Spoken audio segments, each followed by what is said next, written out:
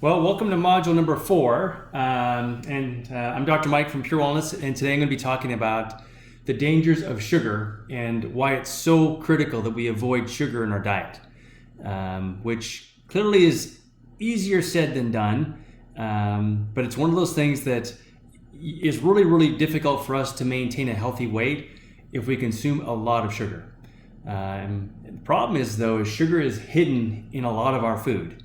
So today we're going to explain the dangers of eating too much sugar and what are the safest alternatives to sugar, and give you some strategies on how to avoid it and kick it out of your diet. And then we'll also give you some homework at the end. All right, so let's go ahead and get started. All right, so first off, I want to explain a little bit about what is sugar. So sugar is really just glucose. It's another word for glucose. So glucose is a sugar that serves as a primary energy source for our bodies, but it also provides fuel for optimal brain and nervous system activity, which may help support cognitive functions such as learning and memory. The human body stores glucose in several forms to meet immediate and future energy requirements. And so what's happening is when we eat sugar or simple carbohydrates, if we don't use that to fuel our bodies immediately, it gets stored as fat and triglycerides. So now glucose is not present in food sources. Instead, your body converts carbohydrates from foods into glucose, which help with the help of amylase, an enzyme produced by your salivary glands and the pancreas. Carbohydrates are also found in all plant-based foods: grains, starchy vegetables such as corn and potatoes, beans, vegetables, again, seeds, fruits, and nuts also supply carbohydrates. Dairy products are the only animal-based foods that contain this nutrient. And so the more sugar we eat, the more it gets utilized or stored as fat. So just some basic physiology. So next I want to talk a little bit about what glycogen is. So glycogen is something that as our body breaks down carbohydrates into glucose, it delivers it to your bloodstream to supply your body's cells with fuel for energy. Insulin, which is produced by your pancreas, aids in the transfer of glucose through the cell walls, and any unused glucose is converted to glycogen by a chemical process called glycogenesis, and it is stored in muscle tissues and the liver. So glycogen serves as the backup fuel source when your blood glucose levels drop. So if we don't eat a lot of sugar, we end up using glycogen as our fuel source. And so that's why eating healthy fats can be another alternative to eating sugar to provide energy for our bodies. And over time, it can be the preferred fuel source if we starve ourselves of eating a lot less sugar. And that's one of the reasons why when we want to lose weight, your body taps into its own stores of fat to use that for fuel, rather than relying on ingested sugars and triglycerides. And then with fats, so your liver and muscles can only store limited amounts of glycogen. So if your body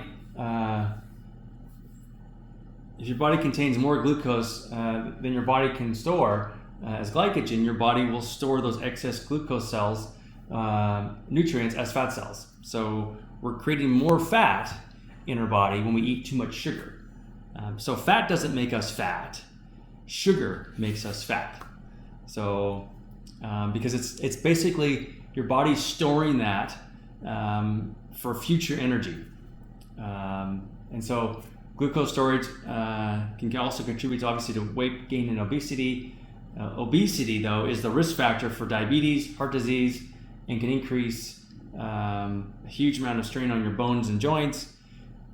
So the biggest thing here is we didn't start gaining weight as a society until we moved towards a low-fat diet and then a high-sugar diet. And you can look at all the trends over the past 20, 30 years. The biggest thing was, like I mentioned this earlier, but obesity rates in the U.S. they really grew dramatically in the end of the 90s and in the 2000s, we're now, a third of us are clinically obese, and it's sugar that's causing this, not our fats in our diets.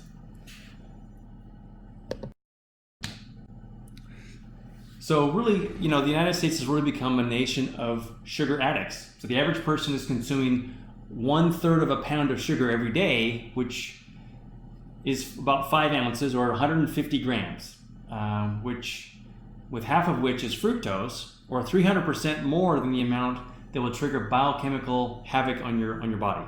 And so this is an average. So that means that many more of us are consuming like twice that amount. And so that's a huge amount of sugar. So our goal for this whole program is to get sugar to become 20 grams or less of sugar per day. And we want to focus on getting our calories from healthy fats and protein and not sugar. So we really have to focus on the sugar intake. And so get really good at reading labels. What's the sugar content? How much fiber is in your foods? How much protein's in your foods? Because as you combine those foods, it also has a better effect if there are natural sugars in your body. Otherwise, it's really, really difficult to reduce weight and cure a lot of these metabolic issues that people have these days. So here's an image of the typical westernized diet, or the American diet, the SAD diet, high in saturated fats and trans fatty acids, which move us towards inflammation, high sodium, low fruit and vegetable diet, which supports the sodium dominance, low potassium, and other micronutrients, low in fiber, high in refined grains, which alters your glycemic load and shifts your metabolic function towards disease and inflammation, and then high in sugar and refined sugars, which all again alters your glycemic load and shifts your metabolic functions towards disease and inflammation. The other thing too is supersized. So high quantity, very poor quality. And so how do you not gain weight when you have crappy food and a lot of it? And we've all seen that. If you've ever seen that movie Super Size Me, perfect example. You take a low quality McDonald's diet and eat that for 30 days. And then, the guy was a mess in that movie for a reason. Like, he ate really a lot of food, but very, very low quality food. And all of his labs, all of his health markers were off the charts, and he ended up having to stop early. So it's, we all know what we're eating, and unfortunately, most of the food choices we make are not very good. Here's another example of what we're eating from the average American and what we consume every year. We eat 110 pounds of red meat, 85 pounds of fats and oils, which is usually really long-chain fatty acids, the bad kind, 73 pounds of poultry, 16 pounds of fish, 32 pounds of eggs, 273 pounds of fruits, and then also 29 pounds of French fries, 23 pounds of pizza, ice cream, 53 gallons of soda, which is about a gallon a week, 24 pounds of artificial sweeteners, 2,700 pounds of sodium, there's your caffeine, and about 2,700 calories a day. So that's a lot.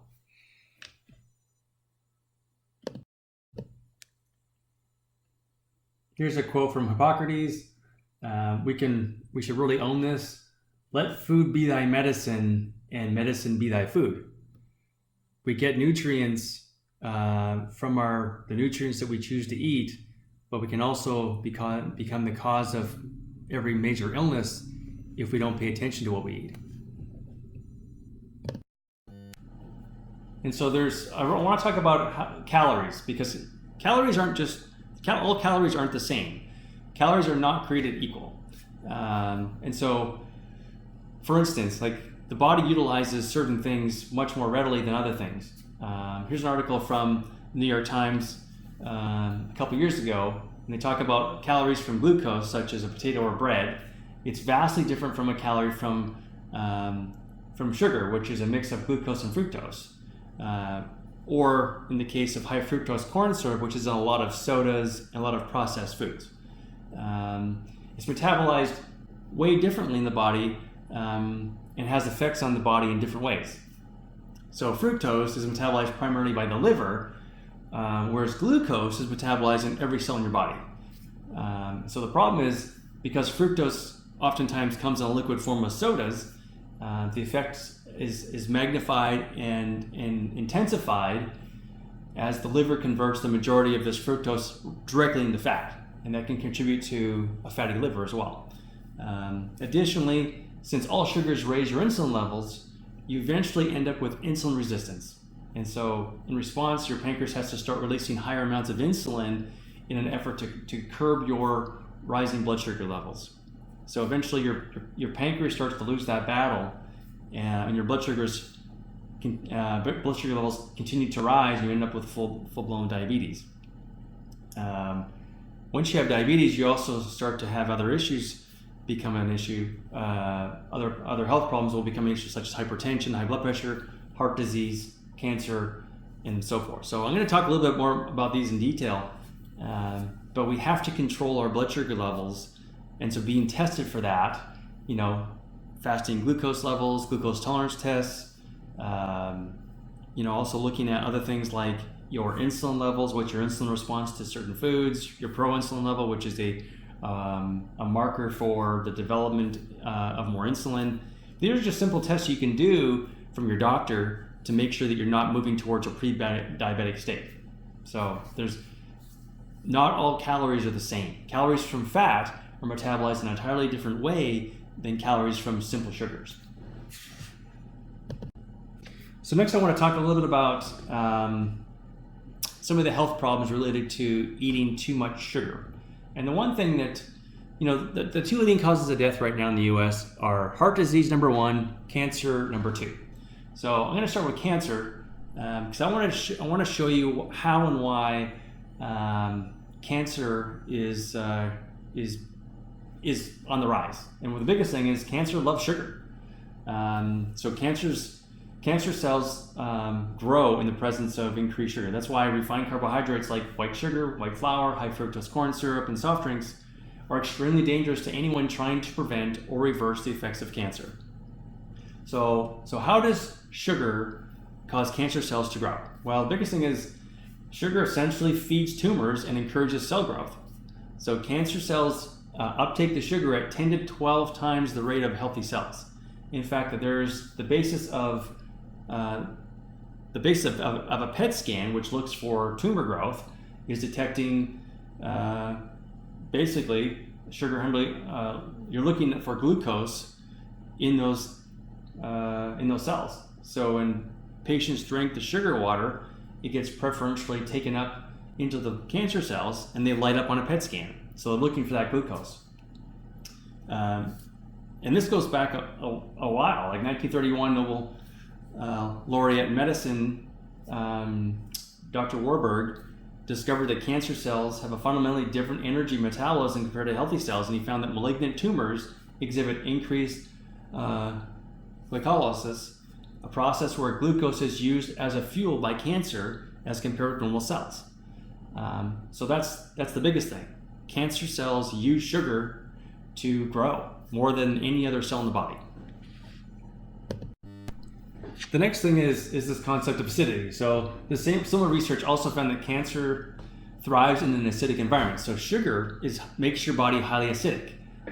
So with a pH of about 6.4, it's 10 times more acidic than the ideal alkaline pH of blood, which is about 7.4. So maintaining a preventative pH level, alkaline pH level, it requires eliminating your dietary sugar. If you eat too much sugar, you're constantly in that acidic range. So we want more alkaline types of foods, which are your vegetables. Green leafy vegetables are quite alkaline. Next thing is immunity. So sugar suppresses a key immune response known as phagocytosis.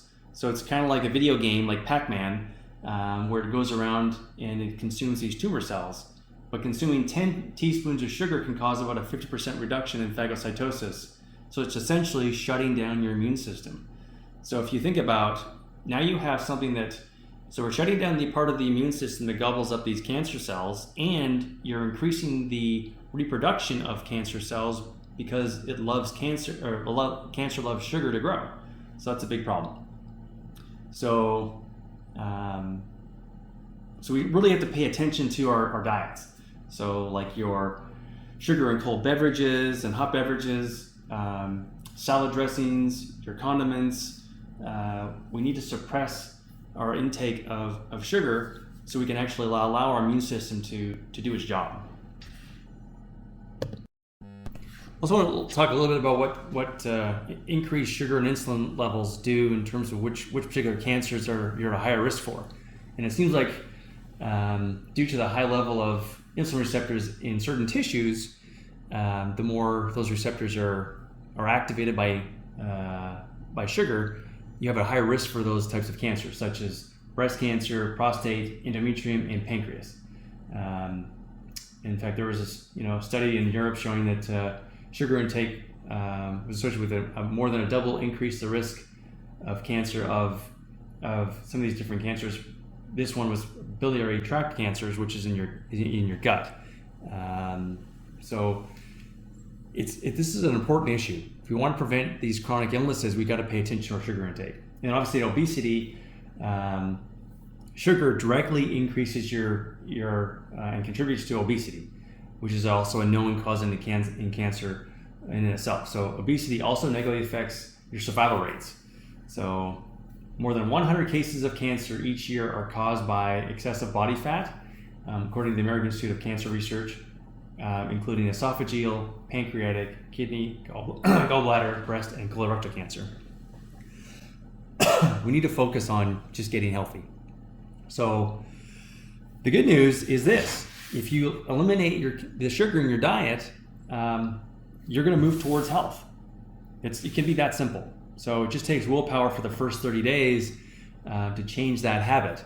But once you make that change, knowing all of these risk factors, it should be easy to motivate ourselves to stop eating sugar. The sugar is what does us the most harm. It's that simple. So next I want to talk about sugar and heart disease. So obviously eating a diet that's high in added sugars can really change your blood lipid levels. So I really stress the importance of having your blood lipid levels checked. Your good cholesterol, your bad cholesterol, the type of cholesterol you have. So that's kind of like and obviously triglycerides. That's the basic lipid panel. You can also do like a advanced lipid panel that'll tell you the size and the particle number of cholesterol that can give you more information on what kind of cholesterol you have. But they did a study showing that those who ate the most sugar, which is averaging 46 tablespoons per day, were more than 3 times as likely to have low good HDL levels compared to people who kept the sweet stuff to a minimum. And so the scientists also found a link between eating more added sugar and increased risk of elevated triglycerides. This is like old research, but I want to just show you that time and time again, eating more sugar causes your blood lipid levels to go crazy. And so when people tell you to stop eating fat, it's because they want you to stop eating saturated fat from meat primarily. And so there's 2 different kinds of fat really. There's good fats, healthy fats, which are called short chain fatty acids, and there's also long chain fatty acids, and that's the stuff that's really, really dense. So like your avocado, your fish oil, your chia seeds, flax seeds, even coconut oil, and your medium chain triglycerides, those are all really healthy for us. But once you get into your bacon fat and lard and those sort of things, that is what does us the most harm. So I need to make a distinction between the good fat and the bad fat. But sugar turns into bad fat. And we already talked about this a little bit but insulin resistance is a direct correlation with eating too much sugar. So the more sugar we eat, the more insulin we use, the more your cells start to reject that sensitivity or reject that insulin. So your pancreas has to use a lot more insulin to do the job that it should be doing. And over time, your pancreas becomes fatigued because of this lack of sensitivity of your cells to insulin. So it leads to prediabetes and type 2 diabetes, obviously hypertension, PCOS, we talked about cancer. Also, the leading cause of liver disease is something called non-alcoholic fatty liver disease, where all that sugar that's getting processed in your liver from high fructose corn syrup is causing a fatty liver. Elevated liver enzymes and liver function. It contributes to obstructive sleep apnea, contributes to inflammation, thyroid problems, Addison's disease because your adrenal glands start to become dysfunctional. So you can see how all of this is tied to one thing, sugar. So we really need to figure this out. So we're going to come up with some strategies for you. All right, and then sugar and blood pressure. So sugar may be worse for your blood pressure than salt, according to a paper published in the Journal of Open Heart. So just a few weeks on a high sugar diet can increase both systolic and diastolic blood pressure.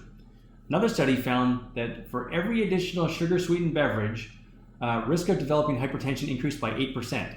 So too much sugar leads to also higher insulin levels, which in turn activates the sympathetic nervous system and leads to that increased blood pressure due to an increase in that fight or flight response.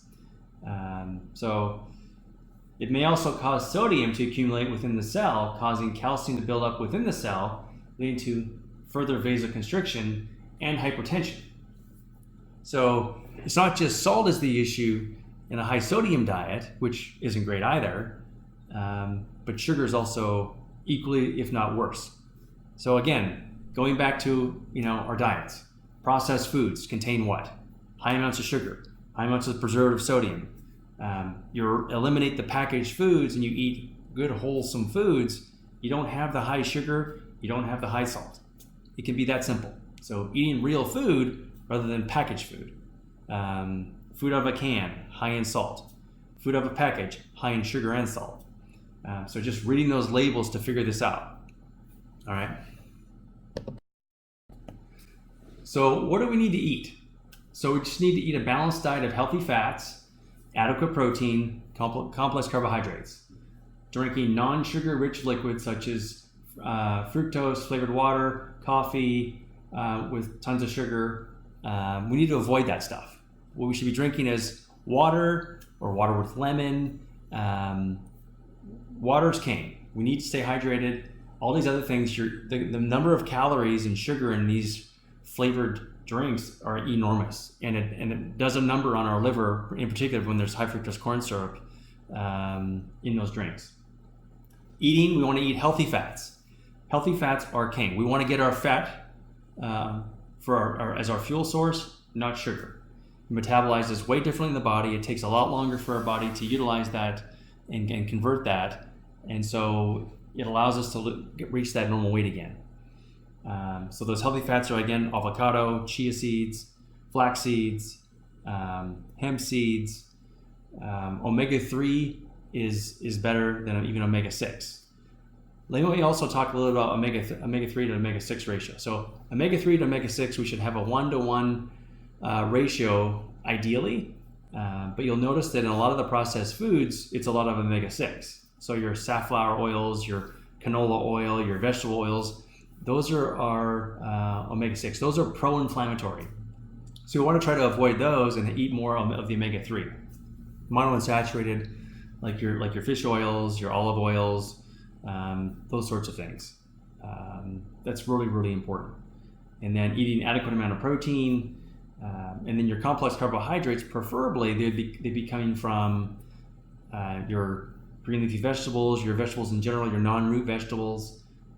Even legumes are a better source. Your nuts and seeds are a good source. But we just need to clean up our diet. And this is not, it just takes willpower. It's not rocket science by any means. We just need to focus on getting to the task at hand and choosing to live a long, healthy life free of disease. Because I tell you, once you have the disease, it's really, really hard to get rid of the disease. All right, so I want to talk a little bit about sugar substitutes. I would say no to most substitutes because they're chemicals and they have a even worse response in the body than eating sugar. But the artificial substitutes are just not great. Sweeteners containing aspartame, saccharin, sucralose, which is Splenda, have also been shown to contribute to bladder cancer, lymphoma, leukemia, and it also has an issue in creating and contributing to metabolic issues. The good and probably the best sugar substitute is probably stevia, because it's an all-natural herb, so you don't get any really glycemic response to it. So that's the biggest thing I would do. Xylitol is another one that, and monk fruit aren't too bad, but I think the rest of them we want to avoid, plain and simple. So then you have your natural sweeteners like molasses, honey, pure maple syrup are nutritionally superior to refined table sugar or high fructose corn syrup, but again, those aren't super great either if you're going to be eating a lot of it. So I think it's easier to just sort of like try to cut out as much sugar as possible out of our diet, kind of cold turkey. All right, so now I want to talk to you a little bit about different vitamins and supplements you can take to lower your blood sugar levels as they modify insulin responsiveness in the body. And so one of them is chromium. So usually chromium picolinate. Another one is alpha lipoic acid. CoQ10 is super important for metabolism for muscles. Vitamin D3, magnesium, vitamin C and vitamin E, as well as antioxidants in general. We talked about omega-3 fatty acids like your fish oils, curcumin, which is from turmeric, bandium, and then serum kinase receptor modulators. That's another one as well. So chromium, you want to have at least 200 micrograms daily if insulin resistant. Vitamin D, you're looking at 2,000 to 5,000 IUs a day. You want to have that measured. You don't want to have too much of it because it is a fat-soluble vitamin and will accumulate. Magnesium, generally we give 200 to 400 milligrams. Is going to be most effective if you're deficient. It's tough to get an accurate test sometimes, but you can tell if you're taking too much magnesium because you're just going to have loose stools. CoQ10, generally supplements definitely for patients with metabolic syndrome or diabetes, but 100 to 200 milligrams per day. Alpha lipoic acid, 600 milligrams per day, twice a day if you're diabetic, or specifically if you have peripheral neuropathy. We'll sometimes use lower doses in insulin resistance, but we can increase that if we need to.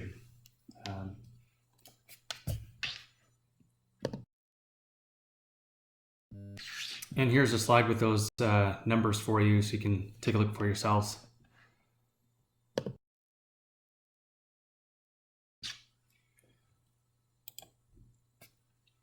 And then here's a slide on really the importance of lifestyle changes. Here's a study, a 2002 study done in the Diabetes Prevention Program research group, where they did over 3,000 pre-diabetics with a randomized controlled placebo, comparing the most popular prescription medication, metformin, that's used for pre-diabetes and diabetes.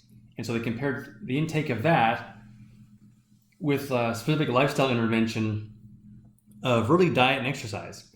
And when we compared the two, lifestyle intervention decreased incidence of type 2 diabetes by 58%, whereas metformin decreased the incidence by 31%. So metformin did a pretty good job, but lifestyle did a much better job. So I know most people don't want to take medication. So if we make the right lifestyle choices, we get to be healthy.